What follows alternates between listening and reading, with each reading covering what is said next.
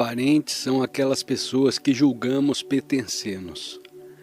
Amá-los nos ensina a expandir a consciência e a querer a todos como se fossem da nossa família.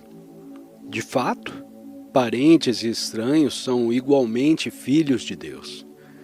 Se você limitar seu amor aos familiares próximos, sua consciência crística não irá além disso. Se você amar seus vizinhos como se fossem sua família ampliada, expressará mais consciência de Cristo. Mas se sentir por todas as pessoas o amor que sente pelos próprios entes queridos, então estará exprimindo a consciência de Cristo plenamente. Sempre que houver um coração solitário ou um irmão sofredor à beira do caminho, e você se aproximar dessa alma, expandirá sua consciência no rumo da verdadeira e infinita consciência de Cristo. Meu mestre, Shri Yukteswar, certa vez me perguntou: "Você gosta das pessoas?" E eu respondi: "Não, gosto só de Deus." "Isso não basta", ponderou ele. Mais tarde ele me perguntou de novo: "Você gosta das pessoas?"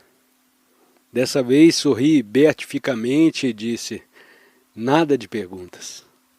Ele percebeu então que meu amor agora era vasto demais para ser discutido e sorriu também.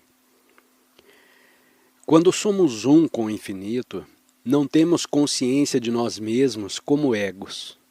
Sabemos apenas que a onda da vida não pode irromper e dançar sem o oceano por trás dela. Se você se apegar demais às coisas do mundo, esquecerá Deus. É por isso que Ele nos faz perdê-las, não para nos punir, mas para averiguar se amamos mais a insignificância que o ilimitado. A fim de evoluir espiritualmente, você precisa primeiro acompanhar o espírito do Cristo universal. Não significa que tenha que ser crucificado para se tornar outro Cristo, mas deve, em certo sentido, crucificar todos os desejos vãos. Algumas pessoas buscam os dons de Deus, mas os sábios buscam apenas Deus, o propiciador de todos os dons. Você pode tentar agradar as pessoas que, no entanto, logo o esquecerão. Talvez erijam uma estátua em sua homenagem, mas poucas olharão para ela e se lembrarão de suas boas ações. A sociabilidade deve ser aprimorada, o que não quer dizer que você precise conhecer a todos pessoalmente. Convide o mundo interior para seu coração. A consciência de Cristo a tudo abrange com seu amor. Essa consciência nasceu no corpo de Jesus e no de outros grandes mestres. Até que você a alcance, não julgue ninguém. Graças a ela, seu julgamento deverá ser sempre delicado, não passando, na verdade, de uma avaliação. Deus vive e respira em todos nós. Temos nacionalidade americana ou outra qualquer durante algum tempo, mas somos filhos de Deus para sempre. A alma não pode ser confinada a limites impostos pelo homem. Sua nacionalidade é o espírito e sua pátria é a onipresença. Primeiro ame a sua família como ama a si mesmo. O maior dos impulsos é amar unicamente o próprio ego. Mas tão logo consiga amar ao outro tanto quanto a você mesmo, ou mais, terá evoluído muito espiritualmente. À medida que amar a si mesmo mais que ao próximo, nessa medida estará abismado no próprio ego. Se quiser evoluir, terá de passar por 3 etapas. Gostar da família mais do que de você mesmo, da pátria tanto quanto da família e do mundo tanto quanto da pátria. sendo fiel a si próprio e um bom amigo para com os outros, você ganhará a amizade de Deus. Se não os tratar amigavelmente, desobedecerá à lei divina da autoexpansão, o único caminho para o espírito. Quem não inspira confiança a outros corações, quem é incapaz de dilatar o império do amor e da amizade para outros territórios da alma, não fundirá sua consciência com a consciência cósmica. A amizade une almas tão completamente que elas passam a refletir a unidade do espírito e seus aspectos divinos.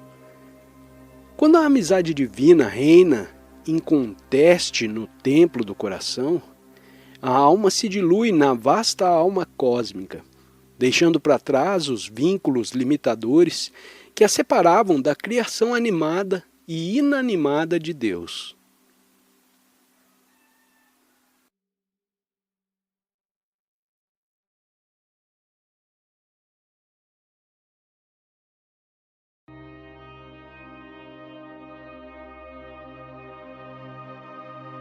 É possível que, no passado, você se haja desapontado por suas orações não terem sido atendidas. Não perca, porém, a fé. Deus não é um ser mudo e insensível. Ele é o próprio amor. Se você souber meditar e entrar em contato com Ele, Ele atenderá às suas amorosas exigências. Saber exatamente como e quando orar, de acordo com a natureza de suas necessidades, é o que traz os resultados desejados. Quando o método correto é aplicado, ele faz entrar em ação as leis apropriadas de Deus. Essas leis, operando, produzem cientificamente resultados. A primeira regra da oração é dirigir-se a Deus tendo apenas desejos legítimos. A segunda é pedir sua realização não como um mendigo, mas como um filho. Eu sou teu filho, tu és meu pai. Tu e eu somos um. Quando você orar com profundidade e constância, sentirá uma grande alegria brotando em seu coração. Não se satisfaça até que essa alegria se manifeste, pois quando sentir em seu coração que essa alegria que satisfaz plenamente, você saberá que Deus ligou o rádio no programa da sua oração. Ore então a seu Pai. Senhor, é disso que preciso. Estou disposto a trabalhar para consegui-lo.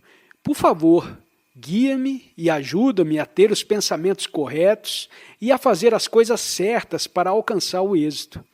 Usarei meu raciocínio e trabalharei com determinação, mas guia tu minha razão, minha vontade e minha atividade para a coisa certa que eu devo fazer.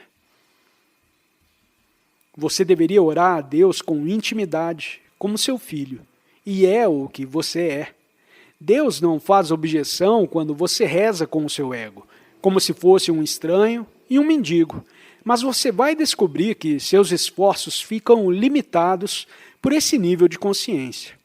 Deus não quer que você renuncie ao seu próprio poder da vontade, direito divino que, como seu filho, você herdou. Uma exigência incessante de qualquer coisa, mentalmente sussurrada com incansável empenho e inabalável coragem e fé, transforma-se numa força dinâmica que, de tal modo, influencia todo o comportamento dos poderes consciente, subconsciente e superconsciente do homem, que o objeto desejado é obtido. A emissão interior de sussurros mentais tem de ser incessante, sem ser desencorajada pelos reveses. Então, o objetivo do desejo se materializará.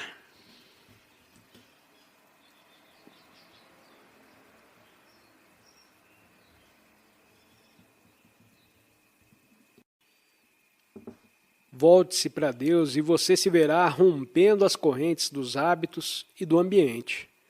O eu identificado com o ego é prisioneiro. O eu identificado com a alma é livre. A mente pode lhe dizer que você é incapaz de libertar-se de um hábito em especial. Mas os hábitos são apenas repetições de seus próprios pensamentos, e esses você tem a capacidade de mudar. A maioria das pessoas que decide parar de fumar ou de comer doces em demasia continua a realizar tais atos malgrado seus bons propósitos. Elas não mudam porque as suas mentes, como mata-borrões, absorveram os seus hábitos de pensar. Hábito significa que a mente acredita não poder se livrar de um determinado pensamento. O hábito é tenaz, sem dúvida. Uma vez praticado um ato, deixa um efeito ou impressão na sua consciência. Como resultado dessa influência, você tem probabilidade de repetir esse ato. A repetição de um ato cria uma configuração mental. Todas as ações são executadas mental e fisicamente. A repetição de um ato em particular e da imagem mental que o acompanha forma sutis caminhos elétricos no cérebro físico, como se fossem as ranhuras de um disco fonográfico.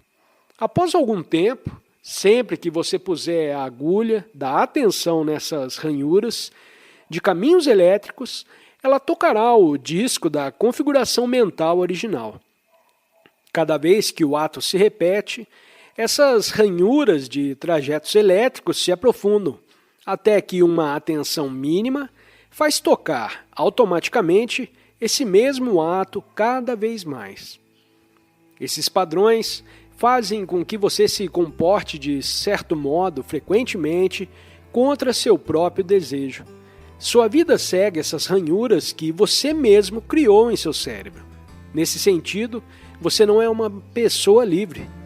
Em maior ou menor grau, é vítima dos hábitos que formou. Dependendo da profundidade desses traçados, você é, na mesma proporção, um fantoche. Você pode, porém, neutralizar as imposições desses maus hábitos. Como? Criando em seu cérebro configurações mentais de bons hábitos opostos. E pode também apagar completamente, por meio da meditação, as ranhuras dos maus hábitos. Você tem de curar-se dos maus hábitos, cauterizando-os com os bons hábitos opostos. Se tem, por exemplo, o mau hábito de mentir, e por causa disso tem perdido muitos amigos, comece a praticar o bom hábito de dizer a verdade. Enfraqueça um mau hábito, evitando tudo que o ocasiona ou o estimula, sem se concentrar nele em seu afã de evitá-lo.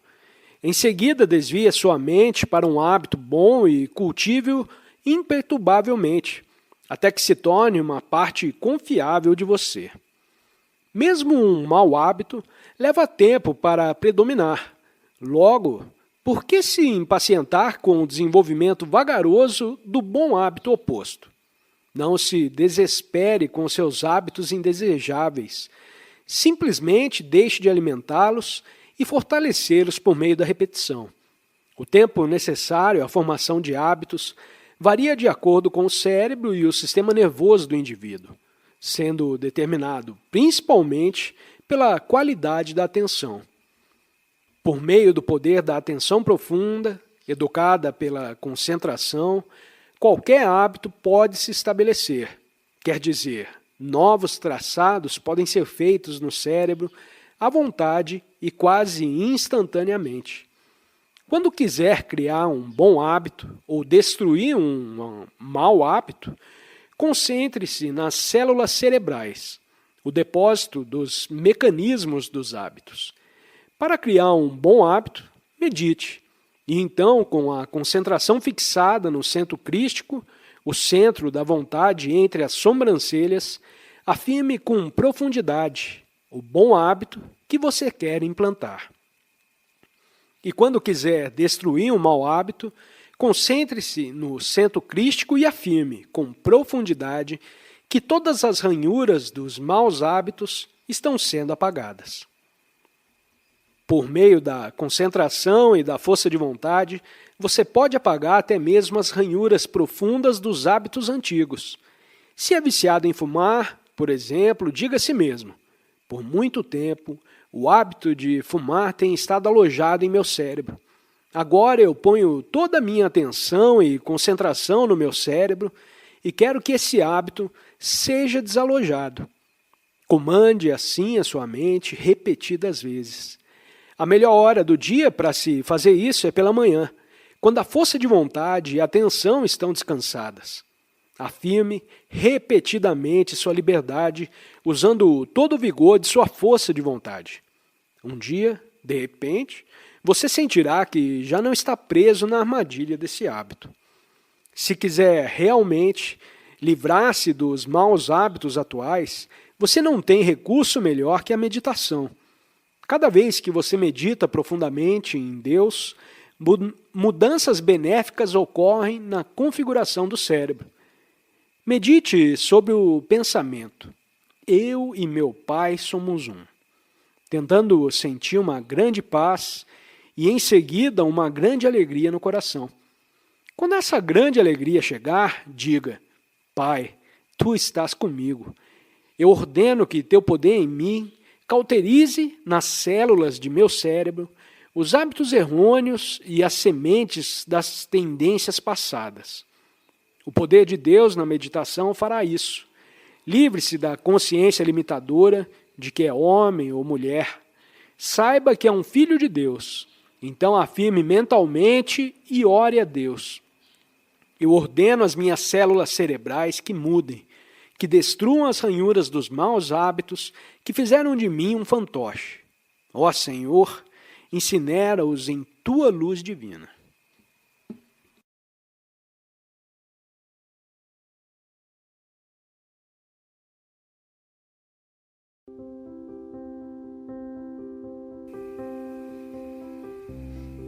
Seu sucesso na vida não depende apenas de habilidades inatas.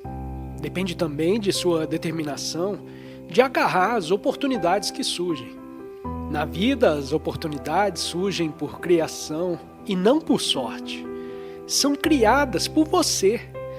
Hoje ou em alguma ocasião num passado recente ou distante. Como as mereceu, use-as para delas obter o máximo de vantagem. Você pode tornar a sua vida muito mais rica agora e no futuro se concentrar a atenção nas necessidades imediatas, empregando todas as suas habilidades e informações disponíveis para concretizá-las. Você precisa desenvolver todos os poderes que Deus lhe deu, os poderes ilimitados que brotam das forças íntimas de seu ser. Seus pensamentos o levarão inevitavelmente ou para o fracasso ou para o sucesso, dependendo de qual desses pensamentos for mais forte. Portanto, você deve acreditar sinceramente em seus próprios planos, recorrer aos seus talentos para implementá-los e ser receptivo a Deus, de modo que Ele possa trabalhar por seu intermédio. As leis divinas operam o tempo todo. Você demonstra sempre sucesso ou fracasso de acordo com o tipo de pensamento que habitualmente alimenta. Se seus pensamentos tendem a ser negativos, um pensamento positivo ocasional não basta para transformar a vibração de fracasso em vibração de sucesso. A esperança é a luz eterna no caminho escuro que a alma deve percorrer para reencarnar e chegar até Deus. Os seres humanos têm esperança e se esforçam por algum tempo, mas se fracassam repetidas vezes, perdem a esperança e desanimam. O homem divino nunca deixa de esperar, pois sabe que tem pela frente a eternidade toda para concretizar seus sonhos. Matar a esperança e ceder ao desânimo é colocar uma máscara animal de limitação para esconder a identidade divina do poder supremo. Em vez disso, você deve esperar o mais alto e o melhor, pois como filho de Deus, nada é demasiado bom para você. Continue alimentando a esperança. Ela nasce de um conhecimento intuitivo da alma, o de que, por fim, invocaremos a imagem esquecida de Deus dentro de nós. O homem capaz de se concentrar com fervor deve pedir a Deus que dirija sua mente focalizada para o caminho certo do sucesso. As pessoas passivas querem que ele faça o trabalho todo, enquanto as egoístas atribuem qualquer sucesso a si próprias. As pessoas passivas não usam o poder de Deus como inteligência. As egoístas, embora usem a inteligência dada por Deus, esquecem-se de pedir sua orientação sobre o modo de usá-la. Fico magoado ao ver egoístas fracassando depois de fazer esforços sinceros e inteligentes. É necessário evitar tanto a passividade quanto o egoísmo. No início da manhã e antes de ir para a cama, todo homem, mulher e criança deve fazer contato com Deus a fim de obter sucesso. A mensagem de sua alma não chega a Deus por intermédio de seu microfone mental. Caso tenha sido estilhaçado pelos martelos da inquietude, você terá de consertar um microfone, praticando o silêncio profundo de manhã e antes de dormir, até que todos os pensamentos inquietos desapareçam. Depois afirme com convicção: meu Pai e eu somos um. Até sentir a resposta de Deus como uma sensação profunda e crescente de paz. Essa paz não será percebida a menos que você pratique o método certo de meditação. A paz crescente, ou bênção, é a prova mais cabal do contato com Deus e da resposta dele. Você deve proferir a mensagem: meu Pai e eu somos um, até sentir a bênção poderosa e consoladora de Deus. Se isso acontecer, então você fez contato com ele. Em seguida, requeira seu direito celestial, afirmando: Pai, sou teu filho, me leva pelo caminho da verdadeira prosperidade.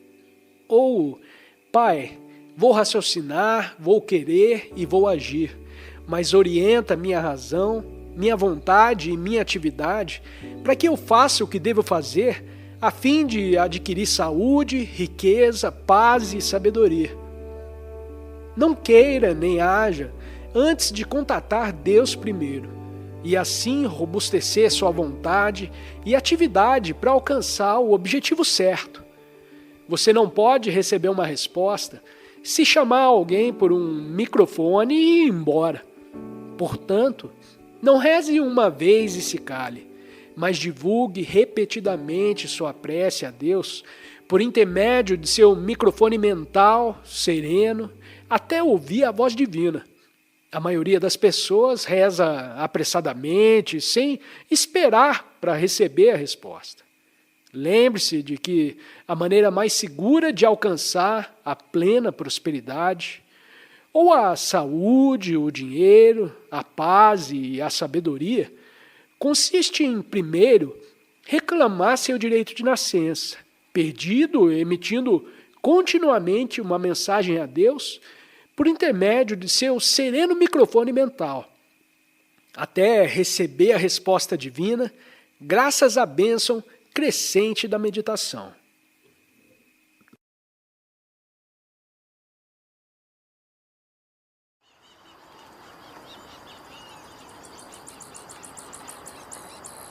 Não tema a doença ou os acidentes só porque já passou por isso antes.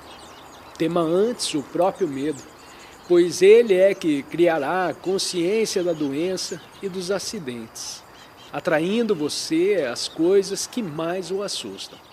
Por outro lado, a coragem, com toda a certeza, as evitará ou, pelo menos, minimizará sua força.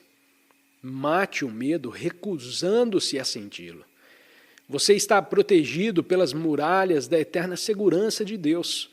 Mesmo que naufrague nos mares do sofrimento, ou que a morte bata à sua porta, os raios protetores de Deus podem dispersar as nuvens ameaçadoras da tragédia, acalmar as ondas das provações e mantê-lo seguro, quer se encontre num castelo ou no campo de batalha da vida. com os projéteis da aflição sibilando à sua volta. Quando o medo surgir, enrijeça o corpo e relaxe, respirando fundo várias vezes. Acenda a lâmpada da serenidade e da descontração. Faça com que todo o seu mecanismo mental desperte e passe a vibrar ao ritmo da vontade.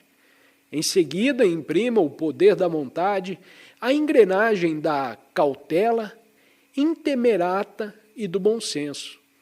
Recorra sempre a esse exercício para gerar ideias práticas que lhe permitam escapar a uma calamidade específica iminente. Ceder ao medo cria o hábito subconsciente do medo. Então, quando alguma coisa perturbar a sua rotina, esse hábito se imporá, exagerará o objeto de terror e paralisará, na mente consciente, a disposição de combatê-lo. O homem é feito à imagem e semelhança de Deus. Possui todos os poderes e potencialidades do Pai. Portanto, não deve pensar que as provações são superiores à sua própria divindade. Lembre-se, por maiores que sejam as provações, você pode vencê-las. Deus não permitiria que fôssemos tentados e desafiados para além de nossas forças. O medo não deve produzir inércia mental, paralisia ou desânimo. Ao contrário, deve nos induzir à serenidade, à atitude cautelosa e à fuga tanto da audácia quanto da timidez. Erradique o medo a partir de dentro, concentrando-se intensamente na coragem e também na paz interior absoluta. Ligue-se a pessoas saudáveis e prósperas que não temam a doença nem o fracasso. O medo do palco é uma forma de medo que provoca nervosismo em muitas pessoas, tornando-as incapazes de fazer qualquer coisa naturalmente. Se você é tímido e tem esse tipo de medo, mantenha a mente serena e lembre-se, a força de que precisa já existe dentro de você. A força para convencer pessoas e permitir que o Espírito Infinito atue por seu intermédio. O medo de palco e a timidez devem ser superados pela atenção profunda, a concentração e a calma, pouco antes de você entrar em cena. Faça os seguintes exercícios. Primeiro, respire fundo algumas vezes, concentrando-se no ponto situado entre as sobrancelhas antes de subir ao palco. Isso removerá a timidez e melhorará a sua autoconfiança. Segundo, mentalmente, ensaie seu desempenho, imaginando que ele será primoroso, alegre e cheio de vivacidade. Terceiro, elimine o nervosismo, contraindo os músculos e depois relaxando-os. Quarto, tome um banho 2 horas ou imediatamente antes da apresentação. Se o tempo for curto, apenas lave as aberturas do corpo com água fria. Quinto, a humildade atrai. Ela desperta simpatia e atenção amável por parte do público, ao passo que a arrogância provoca sarcasmo e indiferença. O complexo de inferioridade suscita compaixão, desconfiança e apatia no público. O complexo de inferioridade nos induz a subestimar nossa capacidade real e destrói quaisquer faculdades que porventura tenhamos. A confiança inabalável em nosso talento e no sucesso de nosso desempenho, devida à certeza de que Deus opera em nós, sempre nos mantém alegres e contentes antes de uma estreia. Disponha-se mentalmente a fazer o melhor a fim de que o público aprecie sua atuação. Sexto, arranje o melhor professor para lhe ensinar as melhores técnicas de interpretação, oratória ou canto. Depois, com toda a sua inspiração e atenção, domine por completo essa técnica. Sétimo, Coma moderadamente, digamos às 14 horas, quando for se apresentar às 20 horas. Um estômago cheio absorve a força da atenção necessária num espetáculo. Pratique a técnica com inteligência, inspiração e intoxicação divina todos os dias. Procure sentir em qualquer bom trabalho que fizer Deus atuando por seu intermédio. Uma das formas de medo é o medo da morte. A morte deve ser olhada como uma experiência universal, uma mudança pela qual todos temos de passar. Deve ser vista como uma nova e boa oportunidade, um descanso da luta extenuante nesse mundo. Além disso, nada há a temer. Se você não está morto, está vivo. E quando estiver morto, tudo se acabou e não há mais o que lamentar. O medo da morte nasce da ignorância máxima. Paralisa a atividade, o pensamento, a ambição. Viva bem hoje e deixe que o próximo passo cuide de si mesmo. Console-se a ideia de que a morte vem para todos, santos e pecadores, e é, portanto, apenas um repouso para as tribulações dessa vida. O nervosismo parece uma mera indisposição, mas na verdade é bastante complicado e muitíssimo incômodo. Se você é nervoso, isso dificultará a cura de qualquer doença que possa ter. Se você é nervoso, não conseguirá se concentrar e trabalhar eficientemente para alcançar o sucesso. Se você é nervoso, não poderá meditar em profundidade para adquirir paz e sabedoria. De fato, o nervosismo interfere em todo o funcionamento do corpo e da mente. Abala o mecanismo físico, mental e espiritual do ser humano. O nervosismo, às vezes, é causado pela excitação forte e contínua, como a estimulação exagerada dos sentidos, pensamentos ou emoções. A falta de elementos necessários a uma vida normal e feliz, como exercício adequado, ar fresco, luz solar, boa alimentação, trabalho agradável e objetivos a cumprir, agrava quando não provoca a condição nervosa. O nervosismo é altamente contagioso e pode surgir também do convívio com pessoas descontroladas, críticas ou simplesmente desagradáveis. Toda excitação mental ou física contínua perturba o equilíbrio do fluxo da energia vital pelos nervos. Se você aplicar uma corrente de 2.000 volts a uma lâmpada de 50 watts, ela destruirá a lâmpada.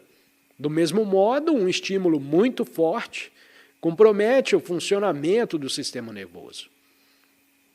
Quando numa fábrica os fios elétricos se estragam, podem ser substituídos por um eletricista. Mas quando nossos nervos ficam danificados, não há como colocar outros em seu lugar. Examine-se e verá que a cólera, o medo, a preocupação e outras emoções semelhantes provocam o nervosismo. Medo e preocupação se relacionam de perto. A preocupação é quase sempre o medo de que algo indesejável esteja para acontecer. Mas o que tememos raramente acontece. Uma análise calma das circunstâncias quase sempre basta para eliminar a preocupação. Quando você está colérico, as células de seu cérebro literalmente fervem. Quando você está preocupado, seus nervos se paralisam. O medo queima os nervos que levam energia ao coração. A timidez destrói os terminais nervosos. Sono demais amortece os nervos e sono de menos também os prejudica. O remédio é permanecer calmo o tempo todo e fazer o melhor possível. Quando você se preocupar com alguma coisa, procure primeiro esclarecer os fatos, agir acertadamente e sorrir para o mundo. Descobrirá que a lei de Deus está sempre velando por você. Nunca se esqueça de que Deus o acompanha constantemente. Quanto mais você meditar e tentar fazer contato com Ele, mais o sentirá ao seu lado. O medo é uma emoção totalmente desnecessária. Não tema coisa alguma.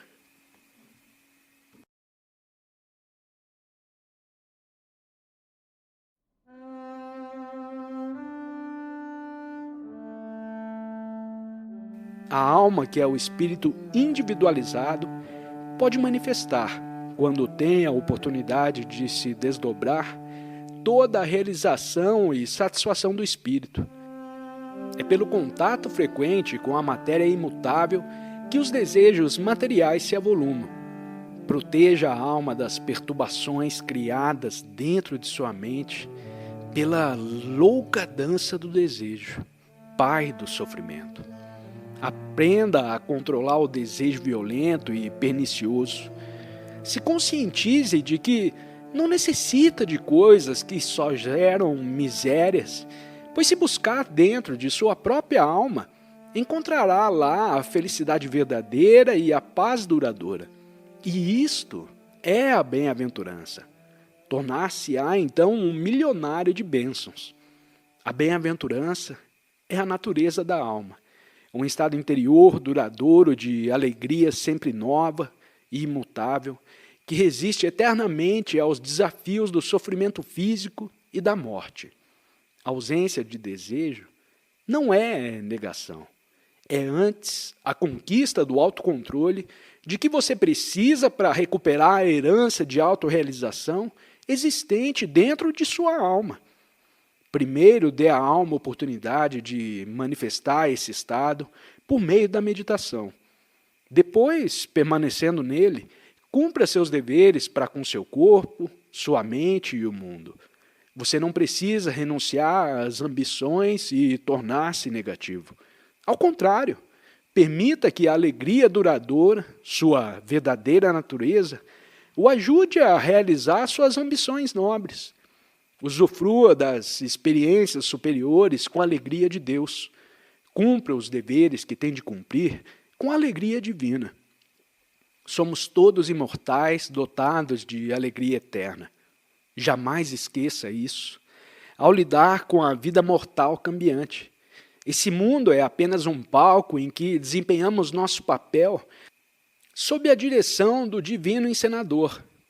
Desempenhe-o bem. Seja ele trágico ou cômico, lembrando-se sempre de que sua verdadeira natureza é a bem-aventurança eterna e nada mais. A única coisa que nunca o abandonará é a alegria da alma. Portanto, aprenda a nadar no lago sereno da bem-aventurança perene, antes de resvalar no sorvedouro da vida material, que é o reino do sofrimento, prazer, indiferença e paz temporária enganadora. A meditação praticada com seriedade traz a bem-aventurança profunda. Esta não nasce do desejo. Manifesta-se ao comando mágico da calma interior, fruto da intuição. Sempre seja calmo. Quando a bênção o envolver, você a reconhecerá como ser consciente, inteligente e universal, ao qual poderá apelar, e não como um estado mental abstrato. Essa é a maior prova de que Deus é uma bênção eterna, sempre consciente e sempre nova. Tenha expectativas de vida positivas. Procure viver constantemente feliz. Não permita que suas posses o possuam, nem que os insignificantes detalhes do cotidiano invadam a calma do seu íntimo. Fortaleça-se para ficar acima das distrações, bebendo frequentemente o néctar da serenidade interior, que mãos angélicas lhe oferecem à medida que você se encaminha silenciosamente para a autorrealização. O sábio, mesmo abençoado com a prosperidade material, jamais perde de vista a verdade de que todas as coisas são passageiras. O insensato que busca nesse mundo imperfeito a realização, só colhe dele satisfação provisória. É que o sonho mais encantador e delicado de felicidade terrena acaba se juntando ao solene cortejo cujo destino é o crematório da desilusão. O sábio compreende a natureza transitória da vida. Não perde tempo construindo castelos de sonho com esperanças vãs. Ao contrário, cultiva o desapego às experiências cotidianas e, quando a morte vem, encontra a perfeição da realização em Deus. Por que você ainda está dormindo? Não se desculpe alegando que anda ocupado demais para pensar em Deus. Quando chegar a hora da morte, terá de romper todos os seus compromissos, sem aviso prévio ou delonga.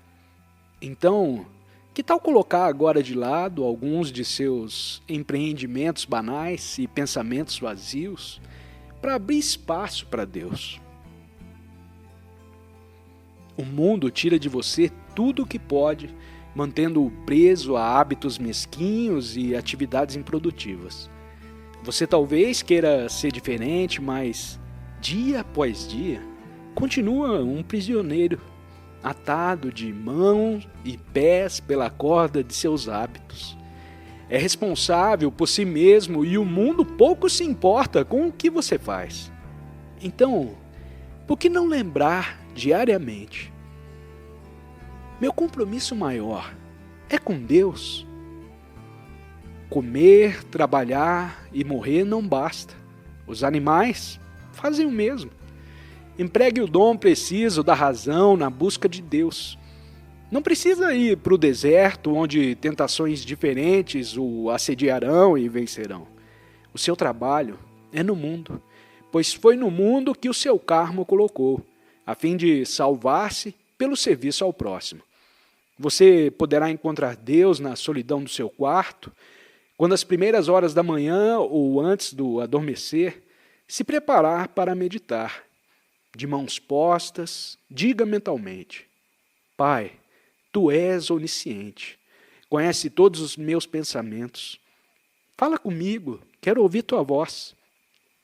Repita a prece mentalmente várias vezes, até sentir a substância dela.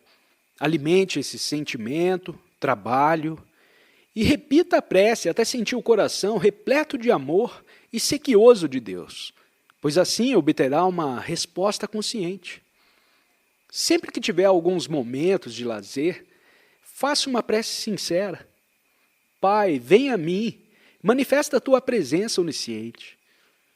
Que ninguém fique sabendo de suas orações secretas. E lembre-se, você não poderá conhecer Deus se, ao mesmo tempo, sua mente estiver atulhada de outros desejos. Não tereis outros deuses diante de mim. Significa que Deus não se revelará a ninguém cujos pensamentos a Ele consagrados não forem fortes o bastante para expelir todos os demais. Quando você quer expressar seu amor por alguém, não precisa citar poemas alheios. Esse amor encontra suas próprias palavras, que fluem espontaneamente do coração desperto. Portanto, ore a Deus em seus próprios termos de amor e anelo, não em linguagem emprestada de outros, e nunca pare de orar até que Ele responda. Doravante, intensifique cada vez mais o desejo de conhecer o divino. Esforce-se agora para cultivar sua amizade, mas sem ignorar seus deveres terrenos, na certeza que, por meio deles, está materializando e reverenciando Deus.